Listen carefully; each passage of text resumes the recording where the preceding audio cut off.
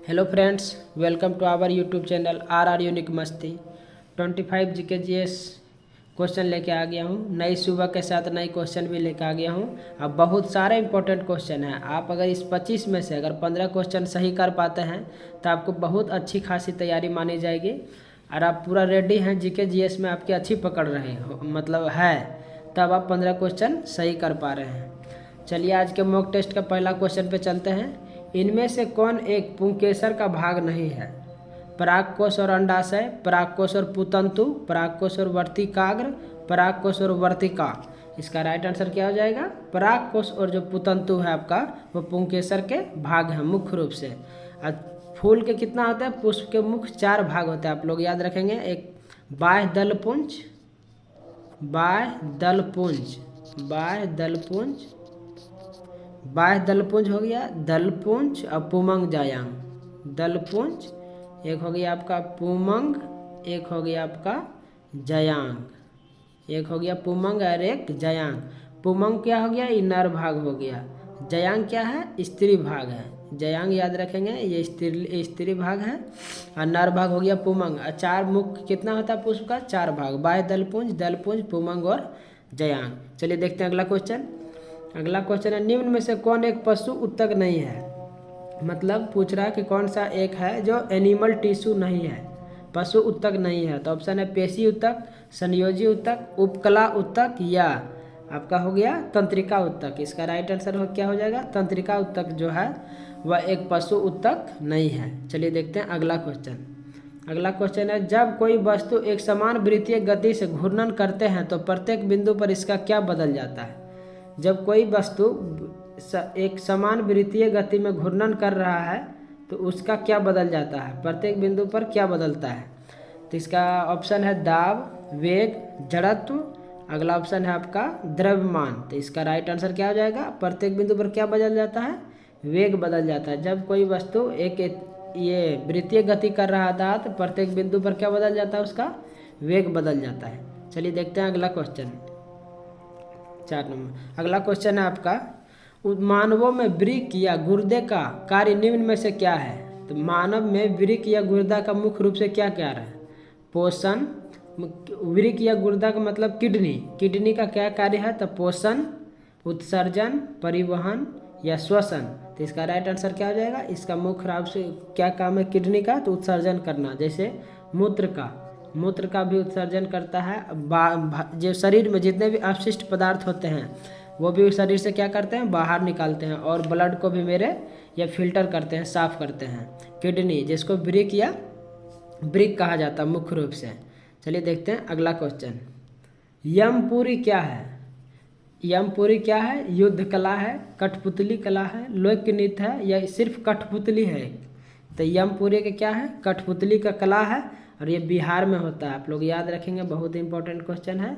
ये बिहार में एक कला होता है कठपुतली कला, और ये बिहार में होता है। बिहार का कुछ और है कि जट जाटिन, जट जाटिन, जट जाटिन और विदेशिया, विदेशिया याद रखेंगे। ये सब बहुत बार पूछा जा चुका है। तो यमपुरी क्या है कि कठपुतली है, एक जट जाटिन है, विदेशिया, ये सब बहुत मुख्य है, बहुत बार पूछा गया है। चलिए देखते हैं अगला क्वेश्चन। अगला क्वेश्चन है, निम्न में से किसे विश्व बैंक का सॉफ्ट लोन विंडो के रूप में जाना जाता है? सॉफ्ट लोन विंडो किसे सॉफ्ट लोन विंडो के नाम से जाना जाता है? तो IDA, IBRD, IFC और MIGA, मीगा, MIGA। तो इसका राइट आंसर क्या आ जाएगा? सॉफ्ट लोन के नाम से किसे जाना जाता है? तो इसका राइट आंसर जो होगा IDA, IDA। इसका फुल फॉर्म होता है, आप लोग याद रख लेंगे थोड़ा, इंटरनेशनल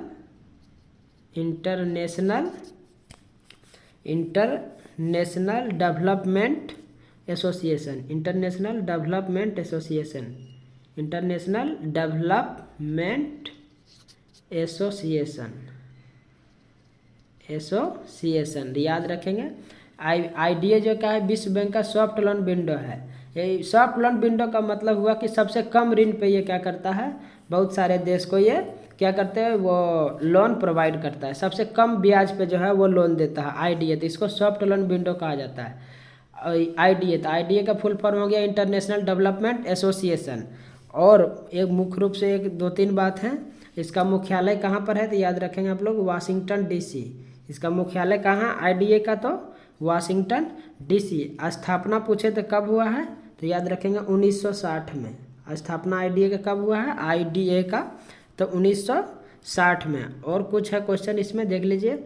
और जो विश्व बैंक है उसका कितना है, विश्व बैंक के अंतर्गत जो जो आता है उसका नाम है IBRD, IDA, IFC, ये तीनों आता है। और एक आपका मीगा भी है, मीगा से एक और भी छूट रहा है बताते हैं, ICS, ID, ये 5 क्या है विश्व बैंक का सब पार्ट है। IDA, IBRD, IFC, मीगा और ICS, ID, ये 5 क्या है विश्व बैंक के अंतर्गत आते हैं। चलिए देखते हैं अगला क्वेश्चन। अगला क्वेश्चन है द गोल्डन थ्रेशोल्ड पुस्तक के लेखक कौन है, सरोजिनी नायडू, अनुराग माथुर, महाश्वेता देवी या HPS बाहलूवालिया। इसका राइट आंसर क्या हो जाएगा, गोल्डन थ्रेशोल्ड का लेखक, पुस्तक का लेखक कौन है तो इसका राइट आंसर हो जाएगा सरोजिनी नायडू। इसका राइट आंसर सरोजिनी नायडू। इनका एक पुस्तक बहुत फेमस है, इनकी का क्या कहा जाता है पहले देख लीजिए, नाइटिंगेल ऑफ इंडिया कहा जाता है इनको, नाइटिंगेल ऑफ इंडिया। अब भारत का पहला जो राज्यपाल बनने वाली है यूपी का बना था, पहला राज्यपाल भी भारत के कौन थे तो सरोजिनी नायडू। और कहाँ का बना था तो यूपी का। और एक पुस्तक और है इनका बहुत फेमस है, ब्रोकन विंग बहुत फेमस पुस्तक है इनका, ब्रोकन विंग, याद रखेंगे ब्रोकन विंग। और एक आपका और कोई एक है द बर्ड ऑफ टाइम, ये भी याद रखेंगे द बर्ड ऑफ टाइम। ये 3 पुस्तक बहुत फेमस है इनका, the gold threshold, broken wing, the bird of time. चलिए देखते हैं अगला क्वेश्चन। अगला क्वेश्चन है खट्टे फलों के लिए राष्ट्रीय अनुसंधान केंद्र कहाँ स्थित है। खट्टे फलों के लिए राष्ट्रीय अनुसंधान केंद्र कहाँ है, चित्री, नागपुर, औरंगाबाद, कोल्हापुर। इसका राइट आंसर क्या हो जाएगा, ये आपके कहाँ पर स्थित है तो ये आपका हो गया नागपुर में। कहाँ पर है ये नागपुर में है, 1985 में स्थापना हुआ था, याद रखेंगे। और नागपुर को क्या कहा जाता है, ऑरेंज सिटी, याद रखें वहाँ बहुत संतरा आता है इसलिए उनका नाम है ऑरेंज सिटी नागपुर का। चलिए देखते हैं अगला क्वेश्चन। अगला क्वेश्चन है निम्न में से किस रचना में अर्जुन और भगवान शिव के बीच की लड़ाई का वर्णन है। कौन सा इसमें से रचना है, एक पुस्तक है जिसमें अर्जुन और भगवान शिव के लड़ाई के बीच का वर्णन है। आपका ऑप्शन है 10 कुमार चरित्र, मल्लिका अग्निमित्र, किराती जूनियम या अभिज्ञान शकुंतलम। तो इसका राइट आंसर क्या होगा, किराती जूनियम में जो है वो अर्जुन और भगवान शिव के लड़ाई का वर्णन किया गया है। इसको कौन लिखा है तो आप लोग याद रखेंगे भारवी। कौन लिखा है, भारवी ने लिखा है किराती जूनियम। 10 कुमार चरित्र कौन लिखा है, ऊपर 1 मिनट रहने दीजिएगा। आपका मल्लिका अग्निमित्र, अभिज्ञान शकुंतलम, ये कौन लिखा है तो कालिदास, याद रखेंगे आप लोग कालिदास। और लास्ट ऑप्शन है एक ऊपर का फर्स्ट ऑप्शन 10 कुमार चरित्र का लेखक कौन है, दांडी, याद रखेंगे आप लोग, दांडी जो है 10 कुमार चरित्र के लेखक हैं। चलिए देखते हैं अगले क्वेश्चन। अगला क्वेश्चन है आपका किस विटामिन को फैटी एसिड के रूप में भी जाना जाता है। किस विटामिन को फैटी एसिड के रूप में भी जाना जाता है, विटामिन F, विटामिन और नहीं है ये मिस्टेक हो गया, विटामिन A, विटामिन K या लास्ट ऑप्शन है आपका विटामिन C।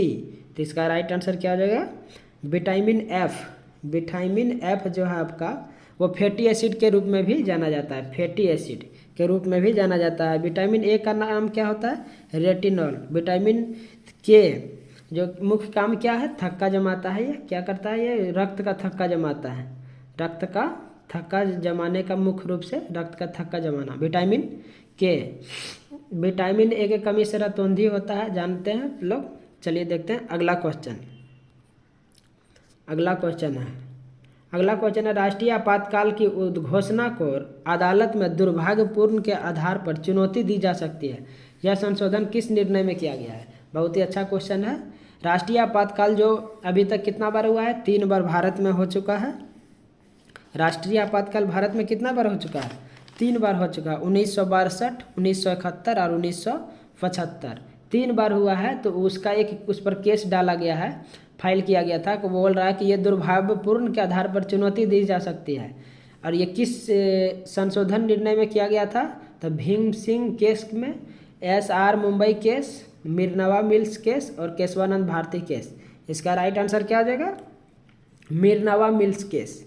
मिर्नवा मिल्स केस में क्या बोला कि राष्ट्रीय आपातकाल जो है उसको दुर्भाग्यपूर्ण करके उसको चुनौती दी जा सकती है। मिर्नवा केस पे ये फैसला हुआ था। चलिए देखते हैं अगला क्वेश्चन।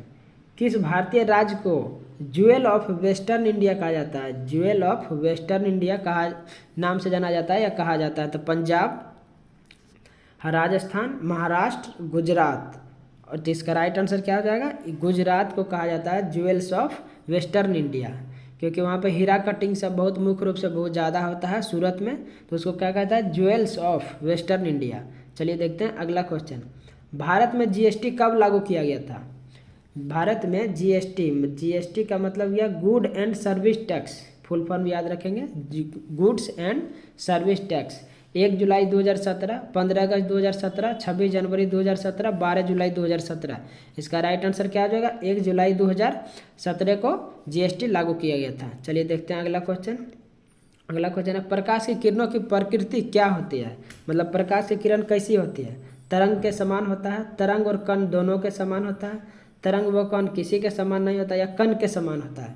इसका राइट आंसर आप लोग याद रखेंगे, तरंग और कण दोनों के समान होता है। यह तरंग की तरह भी काम, ये अपना प्रकृति दिखाता है, और कण की तरह, दोनों की तरह। ये किसने कहा था?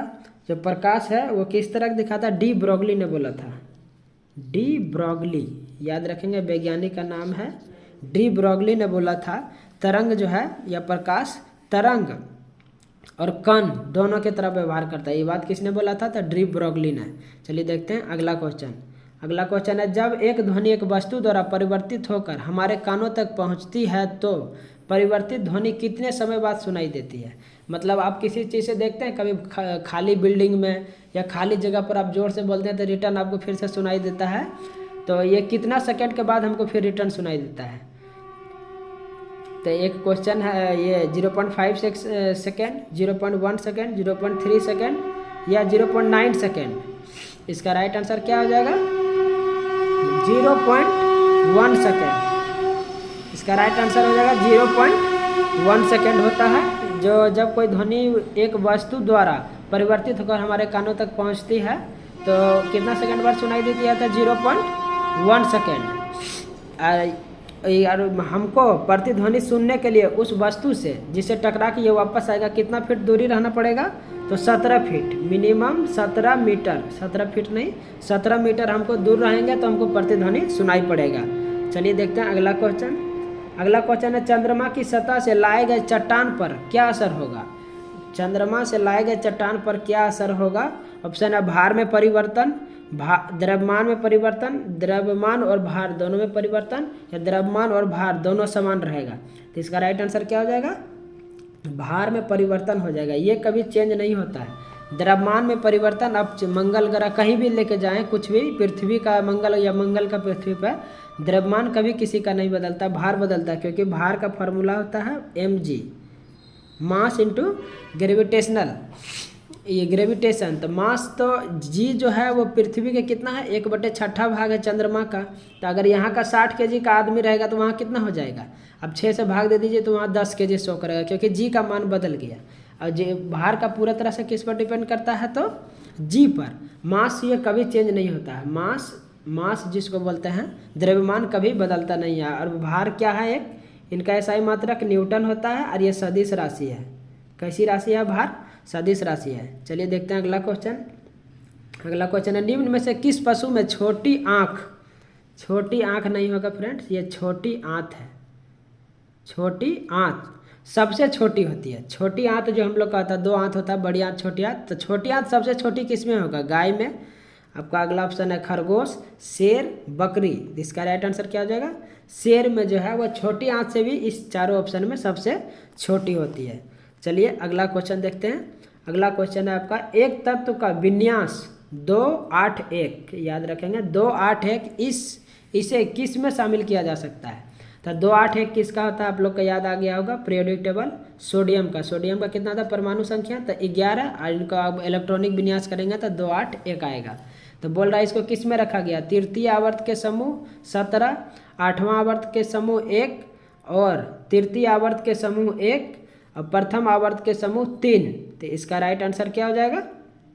इसका राइट आंसर होगा तृतीय आवर्त का समूह 1 में रखा गया है। कि किस में रखा गया है? तो तृतीय आवर्त के समूह 1 में रखा गया है। और तो आवर्त कितने होते हैं? कुल 7 और समूह कितने होते हैं? कुल 18। तो इसमें किस में रखा गया है? तो तृतीय आवर्त में होता है, समूह में अब 18 होता है कुल। चलिए देखते हैं अगला क्वेश्चन। दुर्बल अम्ल और प्रबल अम्ल के बीच विभेद किया जा सकता है। दुर्बल अम्ल और प्रबल अम्ल के बीच विभेद किया जा सकता है। सार्वत्रिक सूचक, नेप्थलीन सूचक, लिटमस सूचक, मिथाइल ऑरेंज सूचक। इसका राइट आंसर क्या हो जाएगा? सार्वत्रिक सूचक, यूनिवर्सल जो है, यूनिवर्सल से आप क्या कर सकते हैं? दुर्बल अम्ल और प्रबल अम्ल के बीच विभेद कर सकते हैं। चलिए देखते हैं अगला क्वेश्चन। पित्ताशय में पथरी और ट्यूमर आदि और समान कमियों का पता लगाने में सोनोग्राफी बहुत उपयोगी है। इस तकनीक में किसका उपयोग होता है? सोनोग्राफी का मतलब इंग्लिश में क्या बोलते हैं हम लोग? अल्ट्रासाउंड, उसी को बोला जाता है सोनोग्राफी। अल्ट्रासाउंड को सोनोग्राफी कहा जाता है। तो वह किस नियम पे चलता है? तो प्रकाश के तरंग पर, ध्वनि तरंग पे, अनुप्रस्थ तरंग पे, अनुदैर्ध्य तरंग पे। अब उसका इंग्लिश नाम से ही वो पूरा क्लियर हो जाता है कि अल्ट्रासोनिक। तो इसका नाम किससे चलता है? ये ध्वनि तरंग। ये ध्वनि तरंग से आपका अल्ट्रासाउंड जो करवाते हैं, ये ध्वनि तरंग के नियमों से चलता है। चलिए देखते हैं अगला क्वेश्चन। अगला क्वेश्चन अब बहुविखंडन द्वारा प्रजनन करता है यीस्ट, हाइड्रा, पलनारिया या प्लाज्मोडियम। बहुविखंडन का पहले समझ लीजिए आप। बहुविखंडन का मतलब हुआ एक लैंगिक जनन। एक लैंगिक जनन जो करेगा वो बहुविखंडन कहलाता है। एक लैंगिक जनन बहुविखंडन का एक विधि है, तरीका है। इसका राइट आंसर क्या हो जाएगा? प्लाज्मोडियम। प्लाज्मोडियम क्या करता है? बहुविखंडन द्वारा प्रजनन करता है, रिप्रोडक्शन करता है। एक क्या है ये? एक लैंगिक का एक विधि होता है बहुविखंडन। चलिए देखते हैं अगला क्वेश्चन। अगला क्वेश्चन है कौन से परिपथ में विद्युत प्रवाहित होने का केवल एक मार्ग होता है? विद्युत परिपथ प्रवाहित होने का, विद्युत धारा प्रवाहित होने का क्या होता है? एक मार्ग। तो राइट इसका ऑप्शन हो जाएगा समांतर क्रम, चालक, श्रेणी क्रम या पूर्ण। तो इसका राइट आंसर क्या हो जाएगा? श्रेणी क्रम। श्रेणी क्रम का मतलब एक तार जा रहा है, करंट इसमें जा रहा है, अगर कहीं से बीच में कट कर देते हैं तो ये क्या होता है? पूरी तरह से बाधित हो जाएगा। लेकिन समांतर क्रम में क्या हो गया? ये डबल जाएगा। इसमें कितने वायर जाते हैं? डबल जाते हैं। अगर एक कट भी कर देंगे तो वो क्या होगा? एक में करंट वो ऑलरेडी जाता रहेगा। और ये समांतर श्रेणी क्रम में क्या आता है? कुल प्रतिरोध क्या आता है? ऐसे R1 R2 डैश करके ऐसे जोड़ते हैं। लेकिन समांतर क्रम में कैसा होता है? R1 का होता है, पूरा का कितना होता है? तो आप लोग याद रखेंगे। ये समांतर क्रम का क्या होता है? 1/R। ये होता है 1/R1 प्लस 1/R2। ऐसे करके समतुल्य प्रतिरोध निकाला जाता है समांतर क्रम में। पूर्ण में क्या होता है? डायरेक्ट जोड़ दिया जाता है। R का बराबर हो गया, पूरा समतुल्य प्रतिरोध को क्या करते हैं? जोड़ के निकाल देते हैं। चलिए देखते हैं अगला क्वेश्चन। अगला क्वेश्चन है एक पिता का रक्त वर्ग A और माता का रक्त वर्ग O हो, उनके पुत्र में कौन सा रक्त वर्ग हो सकता है? एक पिता जो है उनका ब्लड ग्रुप है A, माता का ब्लड ग्रुप है O, तो उनके पिता जो जन्म लेगा, उनके पुत्र जो जन्म लेगा वो कौन सा ग्रुप का हो सकता है? A ग्रुप का हो सकता है, AB ग्रुप का हो सकता है, O ग्रुप का हो सकता है, या B, AB अथवा O ग्रुप का हो सकता है। तो इसका राइट आंसर क्या हो जाएगा? इसका राइट आंसर हो जाएगा आपका वो पुत्र O ग्रुप का हो सकता है। वो पुत्र किस ग्रुप का रहेगा? O ग्रुप का, रक्त ग्रुप का। और ये ब्लड ग्रुप की का खोज किसने किया था? तो लैंड स्टीनर, याद रखेंगे।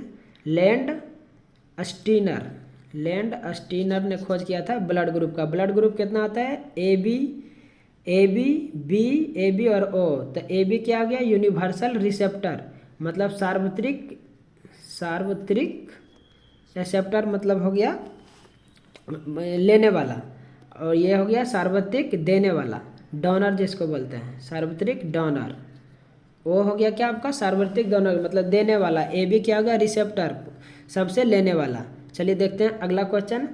अगला क्वेश्चन है आपका महिला सेक्स हार्मोन निम्न में से कौन सा नहीं है?